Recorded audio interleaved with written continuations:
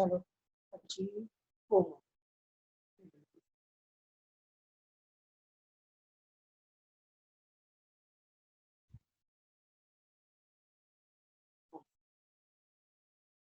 બીજા કોઈને કરવું તો અવાજ ચાલુ કરી મને કહી દો તો અત્યારે હું રિક્વેસ્ટ એક્સેપ્ટ કરી લો રેકોર્ડિંગ કરવાનું છે કોઈને મિહિરનું રેકોર્ડિંગ ચાલુ થઈ ગયું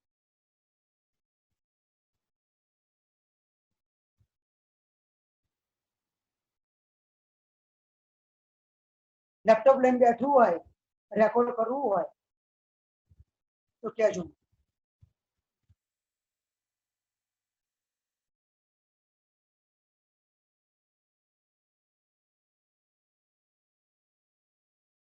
સારું છે જો બહુ જ અગત્યની છે એક ફલન છે અને બીજું ગર્ભ સ્થાપન આમ તો નામ ઉપર તમને આઈડિયા આવવો જોઈએ કે ફલન એટલે એકચ્યુઅલી શું કઈ ઘટના બની રહ્યા છે કઈ ઘટના કે નર છે એવે શિશ્ન વડે માદાને યોનિ માર્ગમાં વીર્ય ઠાલવે અને એ વીર્યના શુક્રકોષ ગર્ભ પેલા યોનિ માર્ગમાં ત્યાંથી ગર્ભાશયમાં ત્યાંથી અંડવાહિનીમાં અંડવાહિનીમાં જાય કારણ કે અહીંયા આગળ દ્વિતીય પૂર્વ અંડકોષ હોય તો અહીંયા આગળ હોય પેલે ઇથમસ તુંબિકા જોડાયા સ્થાને હોય અહીંયા આગળ એ જ ટાઈમે અંડકોષ છૂટો પડ્યો એટલે કે દ્વિતીય પૂર્વ અંડકોષ બોલવા ખરા અંડકોષ બોલે છે પણ સમજવાનું તમારે દ્વિતીય પૂર્વ અંડકોષ અને એ ટાઈમે શુક્રકોષ જવો જોઈએ અને બેવ જાય બે વખત ટાઈમે કઈ આગળ ઇથમસ તુંબિકા જોડા સ્થાને આવવા જોઈએ બે વખત ટાઈમે આવે અને બેવ જોડાય ભેગા થઈને એક કોષ બને 2n પ્રકારની બે n પ્રકારના કોષો જોડાય એકકીય કોષો જોડે દ્વિકીય કોષ બને ફલિતાંડ બને જાયગોટ બને યુગ્મનજ બને આ ક્રિયાને ફલન અને એને ફલિતાંડ કહેવાય એટલે સુધી જવાનું માં પહેલા સાંભળો કે નર છે પ્રજનન ક્રિયા પ્રજનનને સંવનન કહેવાય મૈથુન કહેવાય એટલે કે મૈથુનની ક્રિયા દ્વારા નર એ શિશ્ન વડે માદાને યોનિ માર્ગમાં વીર્ય થાય આ વીર્ય 3 થી 5 ml હોય છે અને એની અંદર કરોડોની સંખ્યામાં શુક્રકોષ હોય બરાબર હવે શું થાય શુક્રકોષ યોનિ માર્ગમાં ઠલવાય તો ત્યાંથી હવે ક્યાં કરી જશે આગળ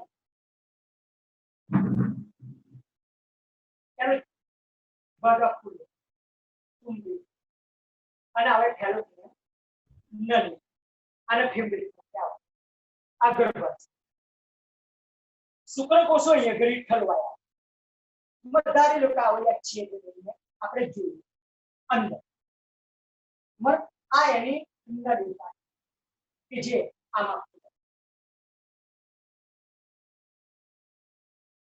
આ ઇથમસ તુંબિકા સાંકળો ભાગ ઇથમસ ફૂલેલો ભાગ તુંબિકા અહીંયા ઘડી પેલો અંડપિંડ હતો ને જે નિકટતાથી અને આવે અસ્થિબંધ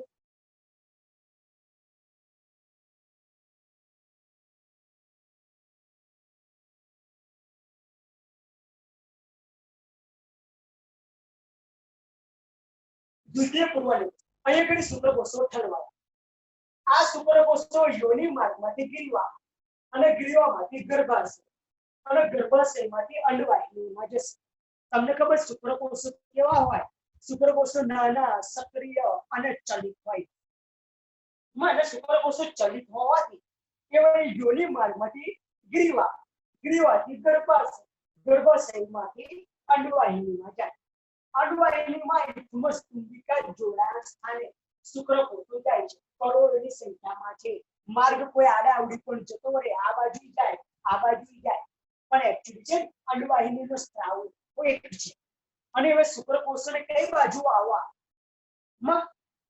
એનું ધ્યાન એટલે મદદ કરે શુક્રકોષોની ગતિમાં મદદ કરે કે કઈ બાજુ આવવાના છે શુક્રકોષો મેં તમને કીધું 50% શુક્રકોષો નર બનાવવા માટે 50% શુક્રકોષો માદા બનાવવા માટે કયો શુક્રકોષ પહેલો અંકુશ જોડે જાય અંકુશ એક જ છે એમાંથી નર બને એમાંથી માદા બને ડિપેન્ડ છે શુક્રકોષ ઉપર કયો શુક્રકોષ પહેલો જાય છે એની ફરજ આધાર આમાં માદાનો કોઈ વાંક નહીં.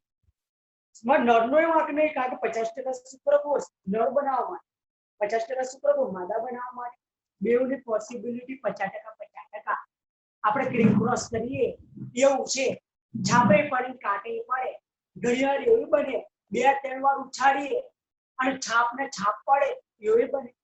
એટલે ઘડિયાળ એવું બને 2, 3, 4, 5 સળંગ પાડો પણ જન્મે અને છોકરા પણ જન્મે. શક્યતા 50% છે ને? પડે સમજો. એટલે નવે શું કરી કે મૈથુનની ક્રિયા, પ્રજનનની ક્રિયા વડે પુષ્ટિનો વડે માદાને જોડી માર્ગમાં વીર્ય ઠાલે. આ વીર્ય 3 થી 5 કરોડોની સંખ્યામાં શુક્રકોષોના સક્રિય ચલિત હોવાથી યોનિ માર્ગમાંથી ગ્રીવાથી ગર્ભાશયમાંથી અંડવાહિનીમાં ગયા. અંડવાહિનીમાં ઇથમસ તુંબિકા જોડા સ્થાને પહોંચે. અને એ જ સમયે દ્વિતીય પૂર્વ અંડકોષ છે એ પણ ઇથમસ તુંબિકા જોડા સ્થાને આવે તો બે જોડે અને ફલન થાય. મતલબ આમ એક જ સમયે દ્વિતીય પૂર્વ અંડકોષ અને શુક્રકોષો એક જ સમયે આવવા જોઈએ. આના કારણે તો દરેક સંવહન ક્રિયા મતલબ દરેક પ્રજનન ક્રિયામાં ફલન નહીં થતું અને દરેક પ્રજનનમાં ગર્ભધારણ પણ નહીં થતું.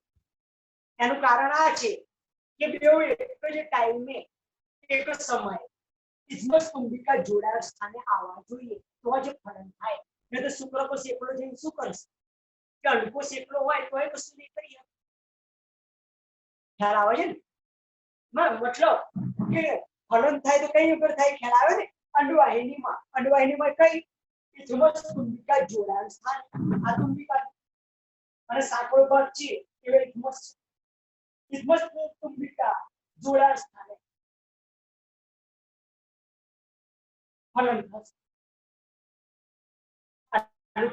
એટલે તો દરેક પ્રજનન ક્રિયામાં અંડકોષનું ફલન નહીં થતું અને ગર્ભધારણ દર વખતે થાય એવું જરૂરી નહીં. બંને એક જ સમયે આવવા જોઈએ તો થાય. હવે ક્રિયા ચાલુ કે શુક્રકોષ અને અંડકોષ એ બંનેના જોડાણ અને એના ફલનની ક્રિયા કહેવાય.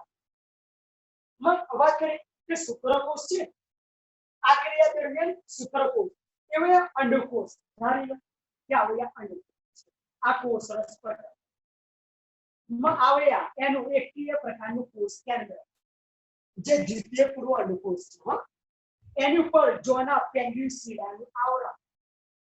દ્વિતીય પૂર્વ અંડકોષ ઉપર તમને ખબર છે કે ગ્રાફેમ પુટિકા બને છે ત્યારે જોના પેન્ડ્યુસીડાનું આવરણ બને અને આજુબાજુ જેલી જેવા કોષો હોય છે.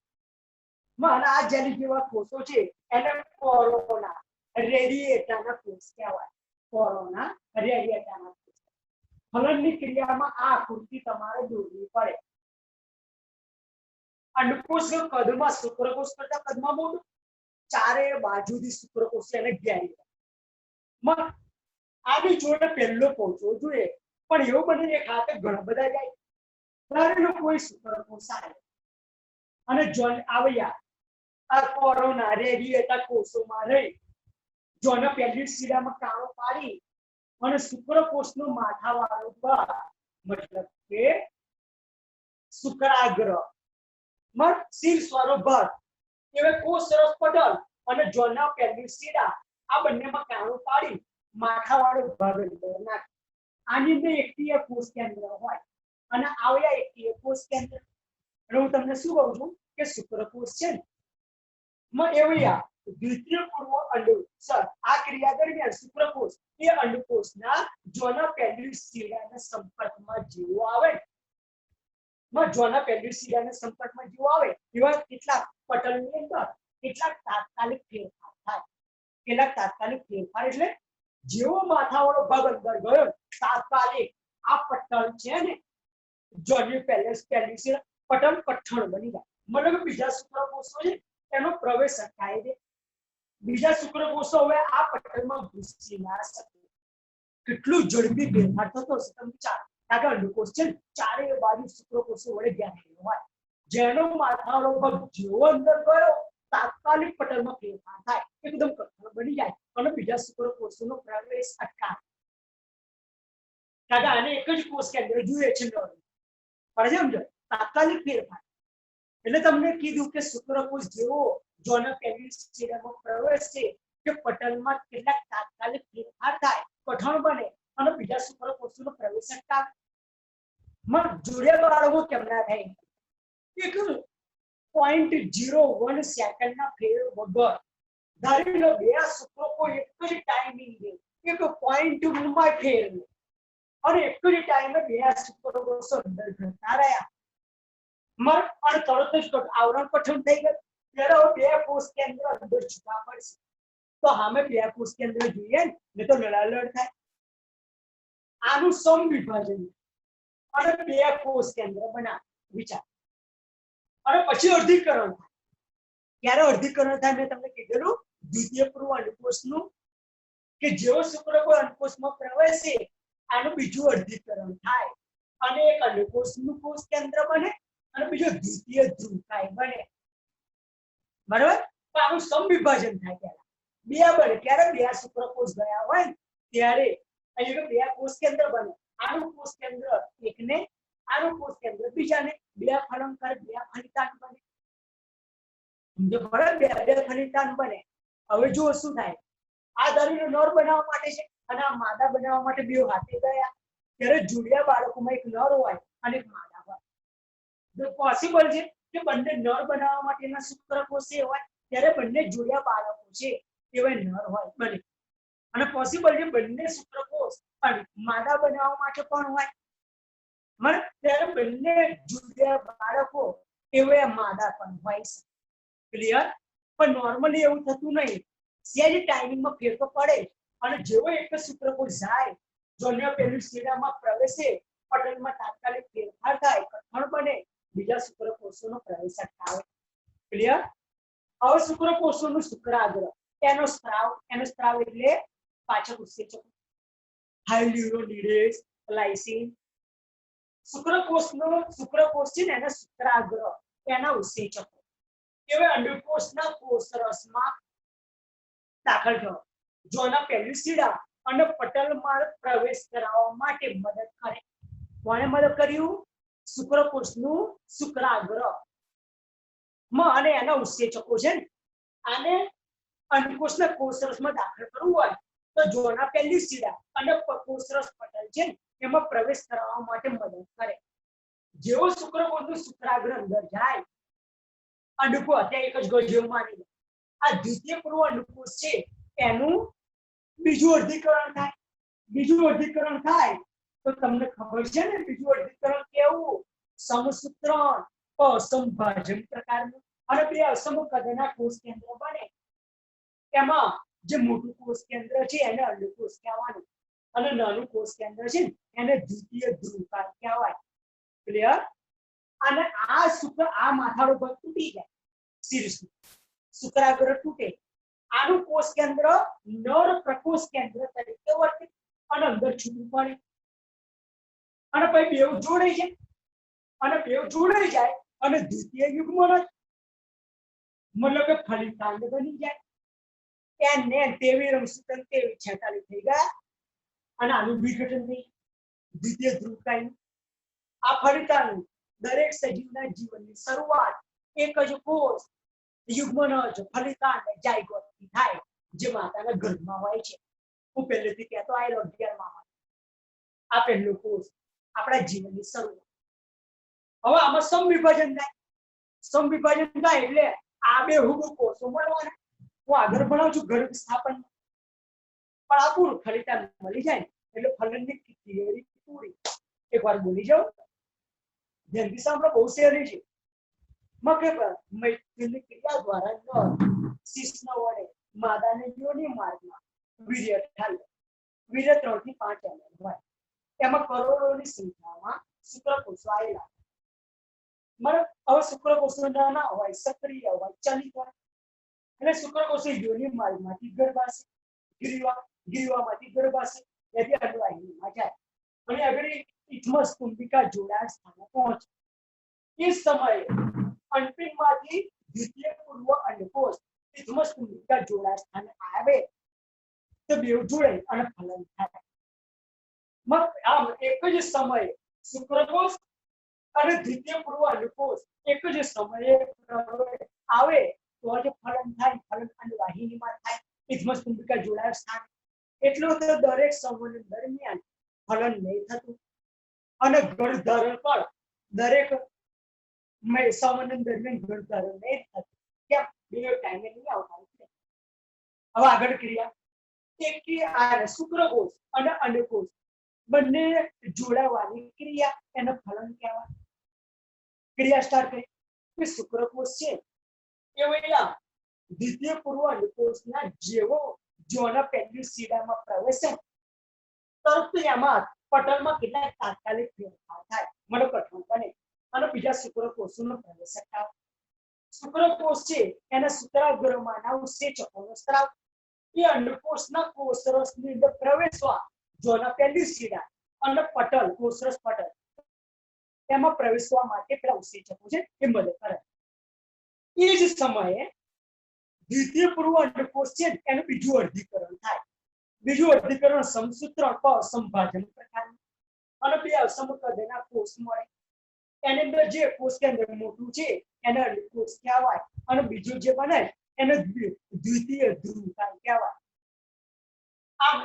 આમ શુક્રકોષનું એકકીય કોષ કેન્દ્ર અને અંડકોષનું એકકીય કોષ કેન્દ્ર બે જોડે અને દ્વિતીય યુગ્મન જ ફલિતાંડ બને. આ પહેલી થિયરી પૂરી અને આ આકૃતિ દોરવા. આને કોરોના તો અત્યારે ચાલી જ રહ્યો એટલે યાદ રાખજો કોરોના રેડિયેટાના કોષ. આ ભૂરું બતાવ્યું જોના પહેલી સીડા આ કોષરસ કોષ છે એટલે કોષરસ પટલ આ કોષરસ અને અંદર એકકીય કોષ કેન્દ્ર હતું જોડાઈ ગયા એટલે ફલન બતાવ્યું. ક્લિયર છો? બોલો આવડશે તમને? હા 100% કે બોલું હજુ એકવાર?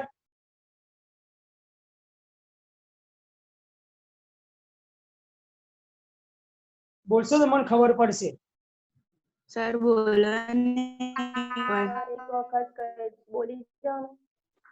આ સારી એકવાર બોલી જાઓ. એકવાર ધ્યાન રાખી લો. બરોબર સર તમારું હા પેરીવિટેલાઇન અવકાશ શું છે? શું બુક એ અવકાશ એકચ્યુઅલી કોના પહેલી સીડા અને કોષરસ પટલ છે એની વચ્ચે જે અવકાશ છે એ અવકાશ છે. બરાબર? હા તો તમને ચાલે ધ્યાનથી સાંભળી લો. તમે લોકો બોર્ડ આવ્યા છો કઈશ નહીં તોય તમે આ તો કાલે લખી મોકલીશું. આ તો ઠીક ઘર સ્થાપને લખી મોકલી દઈશ. તમારો એટલો બધો ઉત્સાહ છે ને કે વાત જ ના.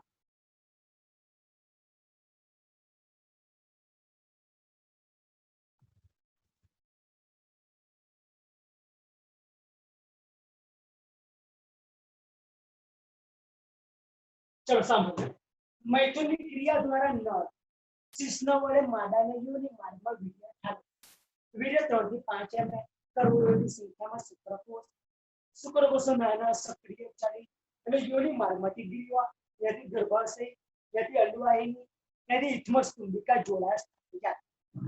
એ સમયે અંતિમમાંથી મુક્ત થયેલો દ્વિતીય પૂર્વ કોષ ઇથમસ કુંભિકા જોડાય સ્થાને આવે તો ફલન થાય.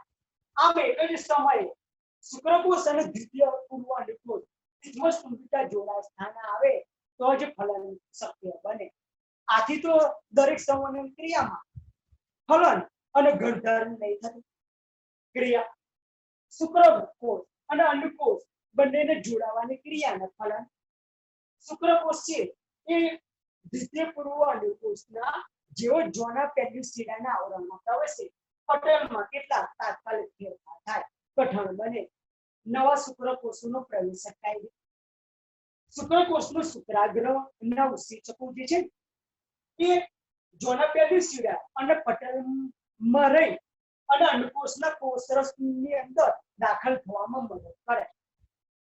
જેવો પ્રવેશ શુક્રકોષ શુક્રાગ્ર જેવો પ્રવેશ અહીંયા કરી અહીંયા આનો તો યાદ છે ને તો દ્વિતીય પૂર્વ અંડકોષનું બીજું અર્ધીકરણ થાય અને એક મળશે એકકીય અંડકોષ બીજો મળશે દ્વિતીય ધ્રુવકાય મળે. આમ શુક્રકોષનું એકકીય કોષ કેન્દ્ર અંડકોષનું એકકીય કોષ કેન્દ્ર બે જોડે અને ફલિતાંડ બને એટલે સુધી લખવાનું અને આ આકૃતિ દોરવાની ક્લિયર ઘૂસી નાખું હું લઉં છું હવે બીજી થી અને હવે ગર્ભ સ્થાપન આ પણ એટલી જ અગત્યની ચોથી છેલ્લી અગત્યની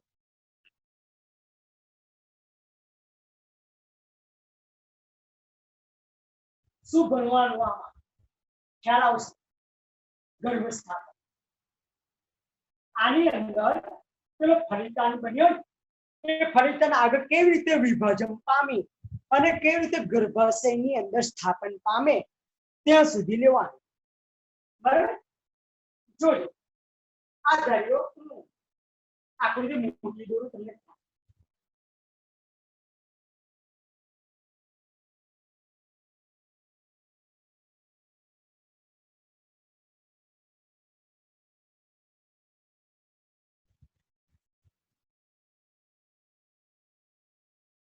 આ અંડપી ગર્ભાશય અંડવાહી તુંબિકા ઇથમસ આ એનું પોલાર છે એવું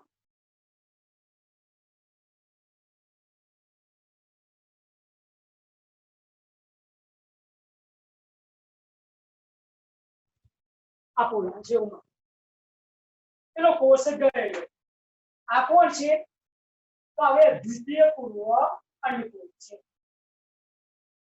જોના પેલ્યુસિડા કોષરસ પટલ અને એકીય કોષ કેન્દ્ર આ કોણ છે તો હવે આ દ્વિતીય પૂર્વ અંડકોષ છે એવું માને શુક્રકોષો આયા શુક્રકોષો આવશે ત્યારે એની સ્થિતિ કેવી હશે તમારે અહીંયા ગણી નહીં બતાવવાના તમે ઉપર બતાવી દો કારણ કે અંદર દોટા નહીં થાય એટલે તમારે ઉપર બતાવી દો શું કરવાનું તમારે કે આ જોના પેલ્યુસ એકાદ થોડાક શુક્રકોષનો પ્રવેશ બતાવો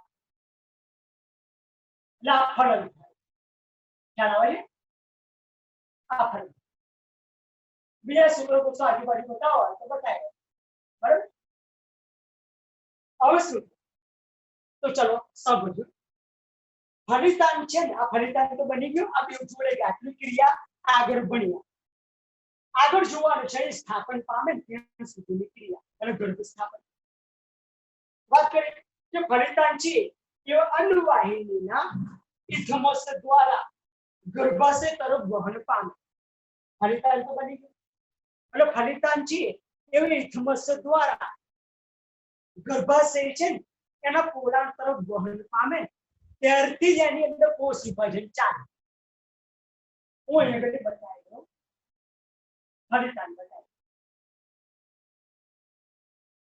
જ્યારે જેવું આવો અને આવે ટ્યુએન કોષ કેન્દ્ર આ શું છે તો આવે ફલિતાંડ એટલે અહીંથી ચાલુ કરીએ ફલિતાંડ એવી સમસ્યા દ્વારા ગર્ભાશયના પોલાણ તરફ વહન પામે એની અંદર કોષ વિભાજન ચાલુ થઈ જાય પણ આ કોષ વિભાજનનું વિખંડન કહીશું વિખંડનનો મતલબ શું કોષોની સંખ્યા વધે કોષનું કદ ના વધે કોષની સંખ્યા વધે કોષનું કદ ના વધે મતલબ એકમાંથી બે બને ત્યારે બે કેવા એકમાંથી બે બને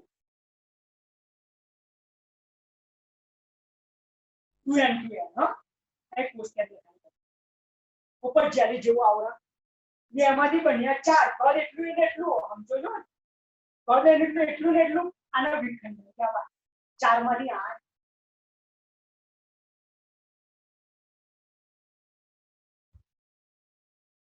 8 માંથી હવે આવે છે અહીંયા ઘડી એટલે 16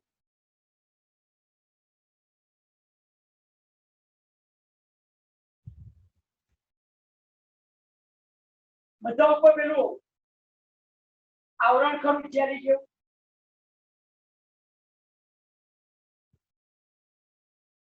ખ્યાલ આવે છે ને બધાને ઉપર લખી દેવા આ 2 કોષીય અવસ્થા 4 કોષીય અવસ્થા 8 કોષીય અવસ્થા 16 કોષીય અવસ્થા બરાબર આગળ વાત કરીએ કે 8 થી 16 કોષી જે અવસ્થા મળી એને મોરુલા તરીકે ઓળખીશું. મતલબ આને મોરુલા કહીશું. બહુ સિમ્પલ છે આ. પેલા ભાઈ ફલિતાંડ છે એકમોત્સવ દ્વારા ગર્ભાશય તરફ વહન પામે છે ત્યારે એની અંદર કોષ વિભાજનો ચાલુ થઈ જાય અને આ કોષ વિભાજનોને વિખંડન કહેવાય. વિખંડનનો મતલબ કોષોની સંખ્યા વધે, કોષના કદ ના વધે. ત્યાર પછી 13 કોષીય અવસ્થા સમવિભાજનો, 4 કોષીય અવસ્થા, 8 કોષીય અવસ્થા, 16 કોષીય અવસ્થા બને અને આ 16 કોષીય અવસ્થા બની આનો આપણે ગર્ભકોષ્ઠી ખંડ અથવા ગર્ભકોષ્ઠ ખંડ તરીકે ઓળખીશું. અને 8 થી 16 કોષનો ગર્ભકોષ્ઠી ખંડ છે એને મોરુલા તરીકે ઓળખીશું. યાદ રાખજો 8 થી 16 કોષનો ગર્ભ બની જાય એના નામ યાદ રાખજો ગર્ભકોષ્ઠી ખંડ અથવા ગર્ભકોષ્ઠ ખંડ કહેવાય. અને 8 થી 16 કોષનો ગર્ભકોષ્ઠ ખંડ છે અથવા ગર્ભ એને મોરુલા તરીકે ઓળખાય. હવે આ મોરુલા છે ગર્ભાશય કોષ વિભાજન તો ચાલુ જ છે. છેવટે એ ફેરવાઈ જાય છે ફેરવાઈ જાય ગર્ભકોષ્ઠ કોથળીમાં ફેરવાય. ગર્ભકોષ્ઠ કોથળી એટલે શું તો તમને આવું ગર્ભકોષ્ઠ કોથળી એટલે બધા કોષો થપ્પો હતો ને એમાં શું થયું કોષોનું એક આવરણ બહાર બન્યું, અંદર કોષોનો ઉપસેનો સમૂહ બન્યો. આ જે બહાર એક આવરણ બન્યું એને નામ આપીશું પોષક સ્તર. અંદર જે કોષોનો સમૂહ છે